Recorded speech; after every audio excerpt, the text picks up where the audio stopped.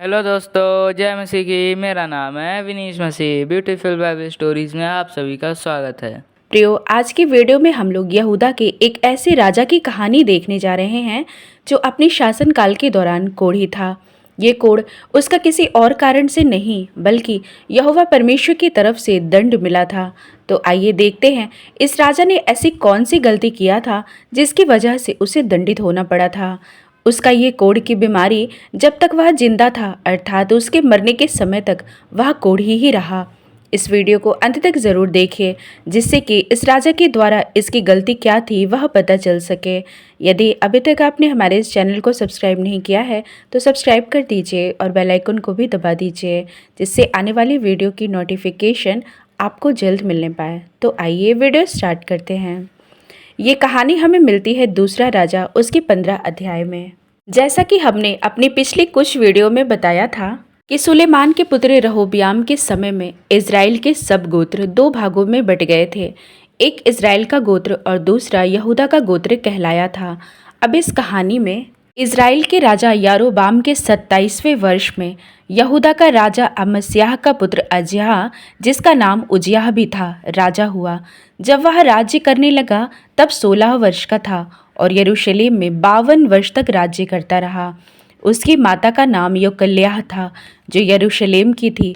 जैसे उसका पिता अमस्याह किया करता था जो यहोवा की दृष्टि में ठीक था वैसे ही वह भी करता था। तो भी ऊंचे स्थान गिराए ना गए। प्रजा के लोग उस समय भी उन पर बलि चढ़ाते और धूप जलाते थे। यहोवा ने उस राजा को ऐसा मारा कि वह मरने के दिन तक कोढ़ का रोगी रहा और अलग एक कमरे में रहता था। योताम नामक राजपुत्र उसके घराने के काम पर अधिकारी होकर देश के लोगों का न्याय करता था। अहज्याह के और सब काम जो उसने किए वह इतिहास की पुस्तक में लिखे हुए हैं। अंत में अहज्याह अपने पुरखाओं के संग सो गया और उसको दाऊदपुर में उसके पुरखाओं के बीच मिट्टी दी गई और उसका पुत्र योताम उसके स्थान पर राज्य करने लगा। इसमें हमने देखा कि अहज्याह, जिसका नाम उजियाह भी था, वह जब राजा बना तब 16 वर्ष का था। शुरू में तो ये राजा अच्छा था क्योंकि जिस प्रकार उसका पिता अमस्याह यहोवा की दृष्टि में ठीक था उसी प्रकार ये राजा उजियाह भी ठीक था। परंतु उसके शासन काल में दूसरे देवी देवताओं के लिए जो ऊंचे स्थान बनाए गए थे वे गिराए नहीं गए थे, जिस पर प्रजा के लोग बलि चढ़ाते और धूप जलाते थे। तब यहोवा ने उजियाह राजा को ऐसा दंड दिया कि वह मरते समय तक कोढ़ी ही रहा। तो क्या ये सजा उसे इसलिए दी गई थी क्योंकि उसने दूसरे देवी देवताओं की मूर्तियों को हटाया नहीं था? तो आइए इस राजा उजियाह के इतिहास को देखते हैं कि असल में उसने गलती क्या किया था। दूसरा इतिहास 26 उसके 1 से 23 में हमें मिल जाता है। अमस्याह के मरने के बाद यहूदी प्रजा ने उजियाह को लेकर, जो 16 वर्ष का था, उसके पिता अमस्याह के स्थान पर राजा बनाया। जब राजा अमस्याह अपने पुरखाओं के संग सो गया तब उजियाह ने एलोत नगर को दृढ़ करके यहूदा में फिर मिला लिया। जब उजियाह राज्य करने लगा तब वह 16 वर्ष का था और यरूशलेम में 52 वर्ष तक राज्य करता रहा। उसकी माता का नाम यकल्याह था जो यरूशलेम की थी। जैसे उसका पिता अमस्याह ठीक काम करता वैसे ही उसने भी किया जो यहोवा की दृष्टि में ठीक था। जकरिया के दिनों में परमेश्वर के दर्शन के विषय समझ रखता था, वह परमेश्वर की खोज में लगा रहता था। इस प्रकार जकरिया एक दर्शी था। जकरिया दर्शी के समय में और जब तक वह यहोवा की खोज में रहा तब तक परमेश्वर ने उसको सफलता दी। तब उसने जाकर पलिश्तियों से युद्ध किया और गत, एबने और अशदोद और शहरपनाहें गिरा दी और अशदोद के आसपास और पलिश्तियों के बीच में नगर बसाए। परमेश्वर ने पलिश्तियों और गुरबालबासी अरबियों मोनियों के विरुद्ध उसकी सहायता की। अम्मोनी उजियाह को भेंट देने लगे, वरन उसकी कीर्ति मिस्र की सीमा तक भी फैल गई क्योंकि वह अत्यंत सामर्थी हो गया था। फिर उजियाह ने यरूशलेम में कोने के फाटक और तराई के फाटक और शहरपनाह के मोड़ पर गुम्मट बनवाकर दृढ़ किए। उसके पास बहुत से जानवर थे, इसलिए उसने जंगल में और नीचे के देश और चौरस देश में गुम्मट बनवाए और बहुत से हौद भी खुदवाए। और पहाड़ों पर और करमेल में उसके किसान और दाख की बारियों के मालिक थे क्योंकि वह खेती किसानी करने वाला था। फिर उजियाह के योद्धाओं की एक सेना थी जिसकी गिनती येल मुंशी और मासेयाह सरदार हनन्याह नाम राजा के एक हाकिम की आज्ञा से करते थे और उसके अनुसार वह दल बांधकर लड़ने को जाते थे। अपने अपने पितरों के घरानों के मुख्य मुख्य पुरुष जो शूरवीर थे उनकी पूरी गिनती 2600 थी। उनके अधिकार में 3,07,500 की एक बड़ी सेना थी जो शत्रुओं के विरुद्ध राजा की सहायता करने को बड़े बल से युद्ध करने वाले थे। इनके लिए अर्थात पूरी सेना के लिए उजियाह ने ढाले, भाले, टोप, झिलम, धनुष और गोफन के पत्थर तैयार किए। फिर उसने यरूशलेम में गुम्मटों, कंगूरों पर रखने को चतुर पुरुषों के निकाले हुए यंत्र भी बनवाए जिनके द्वारा तीर और बड़े बड़े पत्थर फेंके जाते थे। उसकी कीर्ति दूर दूर तक फैल गई क्योंकि उसे अद्भुत सहायता यहाँ तक मिली कि वह सामर्थी हो गया। परंतु एक दिन जब वह सामर्थी हो गया तब उसका मन फूल उठा और उसने बिगड़कर अपने परमेश्वर यहोवा का विश्वासघात किया। अर्थात वह धूप की वेदी पर धूप जलाने को यहोवा के मंदिर में घुस गया। पर अजयाह याजक उसके बाद भीतर गया और उसके संग यहोवा के 80 याजक जो वीर थे वे भी गए। उन्होंने उजियाह राजा का सामना करके उससे कहा, हे उजियाह, यहोवा के लिए धूप जलाना तेरा काम नहीं, हारून के संतान अर्थात उन याजकों ही का काम है जो धूप जलाने को पवित्र किए गए हैं। तू पवित्र स्थान से निकल जा, तूने विश्वासघात किया है। यहोवा परमेश्वर की ओर से यह तेरी महिमा का कारण ना होगा। तब उजियाह धूप जलाने को धूपदान हाथ में लिए हुए झुंझला उठा। वह याजकों पर झुंझला रहा था कि याजकों के देखते देखते यहोवा के भवन में धूप की वेदी के पास ही राजा उजियाह के माथे पर कोढ़ प्रकट हुआ। अजयाह महायाजक और सब याजकों ने उस पर दृष्टि की और क्या देखा कि उसके माथे पर कोढ़ निकला है। उन्होंने उसको वहां से झटपट निकाल दिया। वरन यह जान करे कि यहोवा ने मुझे कोढ़ी कर दिया है, उसने आप बाहर जाने को उतावली की।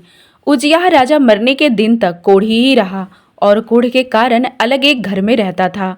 वह यहोवा के भवन में जाने नहीं पाता था और उसका पुत्र योताम राजघराने के काम पर नियुक्त किया गया और वह लोगों का न्याय भी करता था। अंत में उजियाह अपने पुरखाओं के संग सो गया और उसको उसके पुरखाओं के निकट राजाओं के मिट्टी देने के खेत में मिट्टी दी गई क्योंकि उन्होंने कहा वह कोढ़ी है। उसका पुत्र योताम उसके स्थान पर राज्य करने लगा। राजा उजियाह का पिता अमस्याह एक अच्छा राजा था। जो काम यहोवा की दृष्टि में ठीक था वह वही करता था। अब अमस्याह के बाद उसका पुत्र उजियाह जब 16 साल का था तब उसे प्रजा के लोगों ने उसके पिता के स्थान पर राजा नियुक्त किया था। वह भी कई वर्षों तक यहूदी प्रजा के ऊपर राज्य किया और वह एक सामर्थी बन गया था। दूसरे देशों में उसके यश की कीर्ति फैलने लगी थी। वह दूसरे देशों के युद्ध में भी जीत जाता था।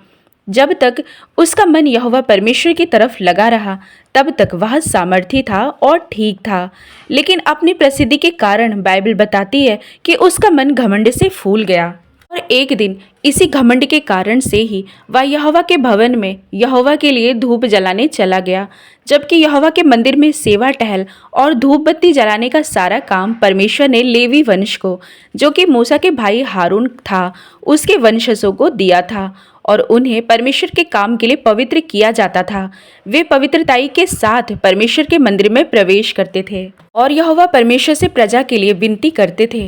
राजा उजियाह यहूदा गोत्र से था, वह लेवी नहीं था, इसलिए उसे समझना चाहिए था कि धूप बत्ती जलाने का सारा काम यहोवा ने लेवी याजकों को सौंपा है, तो उसे इस काम के लिए याजकों की सहायता लेनी चाहिए थी।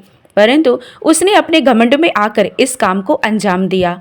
उसका ये काम यहोवा की दृष्टि में पूरी तरह से अनुचित था, क्योंकि परमेश्वर ने इज़राइल के गोत्रों में से लेवी वंश को याजक के रूप में नियुक्त किए थे कि वे परमेश्वर के भवन में सेवा टहल का काम करें और यहूदा गोत्र के राजवंशी राजा के रूप में रहे। इसलिए परंतु राजा उजियाह ने परमेश्वर की आज्ञा को नज़रअंदाज किया और अपने को पापों में फंसा लिया। जिस काम को करने के लिए उसे लेवी याजकों की मदद चाहिए था, उस काम को उसने घमंड में स्वयं करना चाहा। वह यह सोचने लगा कि मैं भी धूप बत्ती जला सकता हूँ। याजकों ने इस काम के लिए राजा को फटकार भी लगाया था और उसे तुरंत भी बाहर जाने को कहा था, परंतु राजा उन याजकों के ऊपर झुंझला गया, गुस्सा होकर उनसे लड़ने लगा। तभी उन सभी के देखते देखते ही वह कोढ़ से पीड़ित होने लगा। प्रियो, यहाँ पर हमें समझने की आवश्यकता है परमेश्वर की आज्ञा क्या थी। उसे महत्व देना चाहिए था, जो कि राजा ने नहीं किया। परंतु परमेश्वर की अपार करुणा के द्वारा उसने अपने इकलौते पुत्र प्रभु यीशु मसीह को इस दुनिया में भेजा, जिसके द्वारा हम सब उद्धार पा सके। यीशु के क्रूस पर लहू बहाने, क्रूस पर अपने प्राण त्यागने और तीसरे दिन मृतकों में से जी उठने के द्वारा हम सब ने उद्धार को प्राप्त किया है।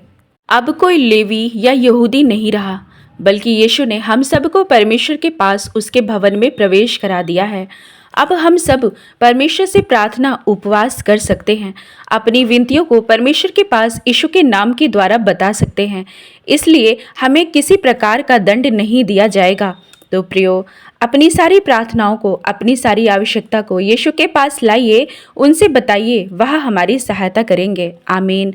अब इस वीडियो को मैं यहीं पर समाप्त करती हूँ। आशा करती हूँ ये वीडियो आपको पसंद आई होगी। तो आप सभी भाई बहनों को प्रभु यीशु मसीह के नाम से जय मसीह की।